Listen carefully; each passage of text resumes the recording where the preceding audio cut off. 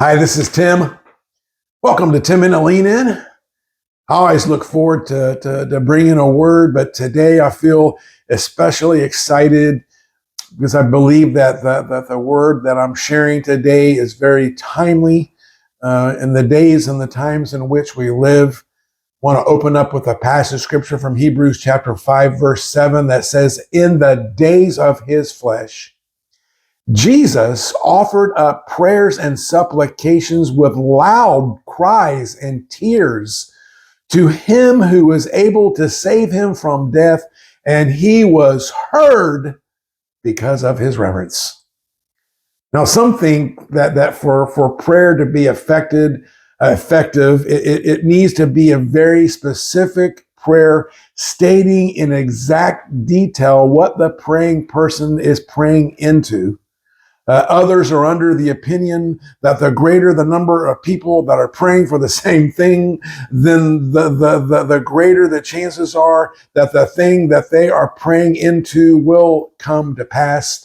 And I do feel obligated to share that there are some who are under the opinion that believe that prayers are granted based on how many people that you forward an email prayer to in the first 15 minutes after you open the prayer. But if we really want to know what makes for effective prayer, it probably serves us best to look beyond all of people's theories and ideas and fix our attention on the divine example of Jesus, especially what we read here from Hebrews chapter 5. Certainly his prayers were effective. So what was his secret sauce to having effective prayer? Well, we read in our text that Jesus offered up prayers and supplications with loud cries and tears. And we find the word supplication here in this text. And supplication is a word that we don't hear very much in day-to-day conversations. But supplication is to make a request. And let me say that supplication is not those quick prayers offered at dinner time or bedtime. Rather, supplication is when the requester is asking God for something from a place of humility and desperation. I think it's really important for me to say here that as we lean into prayer, that the most fervent and humble of prayers in the world are of no avail unless it's offered to someone who has the power and the ability and the willingness to help. Jesus, we're told in the text, prayed to him who was able to save him from death. So it makes absolutely no sense at all not to even from a pure human level, to place your trust and confidence in someone who's powerless to help you. Our prayer is to be addressed to the one and only true God, the one who took on the form of human flesh and shed his blood at Calvary to save us sinners. He alone is able to help us in the time of our need. The text here said that Jesus did this in the days of his flesh, which means that he did it while he was here on earth. He did it when he was walking on the earth and when he was in our shoes. So this is another reason of why we need to lean in to see the importance of what God is showing us here, because this is when Jesus was living here on earth just like us. It says that he prayed with loud cries and tears. So while Jesus was here on earth, some of his prayers were done with a loud voice and with tears. And I think it's kind of easy to summarize that this shows the weight that was upon him and the weakness of his human nature. And all of you who are watching the video today, all of you have obligations in your life. All of you have different weights on your shoulders. And we are all fragile as human beings. So if Christ prayed with desperation and tears during his time here on earth, so should we be doing the same.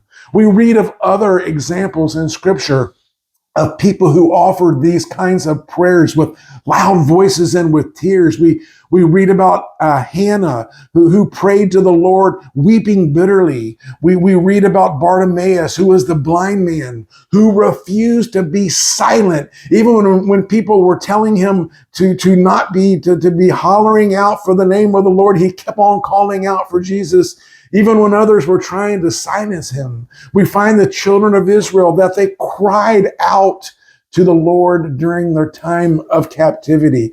The armies of Reuben and Gad, they cried out to God during the battle for victory. King David, time after time, we find him crying out to the Lord. And there are many other examples I could share, but for the sake of time and considering the name of this is 10-minute lean in, I'm going to stop there.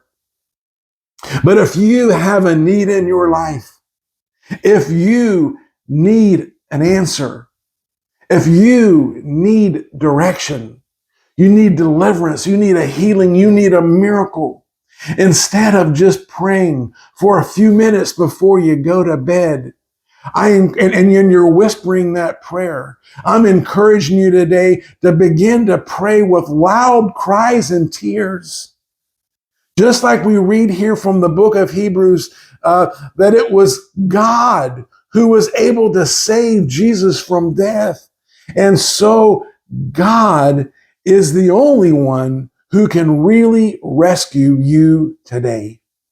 Jesus often prayed all night kind of prayers. Maybe we need to step out of our comfort zone of praying for our 5 to 10 minute prayer before we go to bed, or maybe a couple minutes while we're laying in bed before we get up. Not that there's anything wrong with those, but if you want to begin to have breakthrough in your life, if you want to begin to see some shifts in your life, if you want to begin to see some miracles in your life, maybe God is speaking to us today that we need to increase our prayers with loud cries and tears and cry out to the one who is able to truly change things like no one else. So my prayer for you today is, as we end our time together, is that you will begin to find a deeper place of prayer. Well, Tim, that's not the way I pray. I'm praying that the Lord begins to get a hold of your heart and you begin to step out to do something different. Because if we keep on doing things the same way, we're going to get the same results. Maybe it's time for you to change the way you pray and to begin to pray and say, God, I'm not going to stop this prayer until I begin to feel a peace, until I begin to feel you move in my life, until I begin to feel that you've heard my prayer and that your hands are beginning to touch different aspects of my life. I pray blessings upon every single one of you. I pray that your prayers will begin to get answered in fresh and new ways. And I pray that God would begin to cause all of you to have breakthrough and have shifts in your life as God is so calling you to have. Thank you so much for watching. If you feel led, please share, give it a like, and make a comment. Be blessed.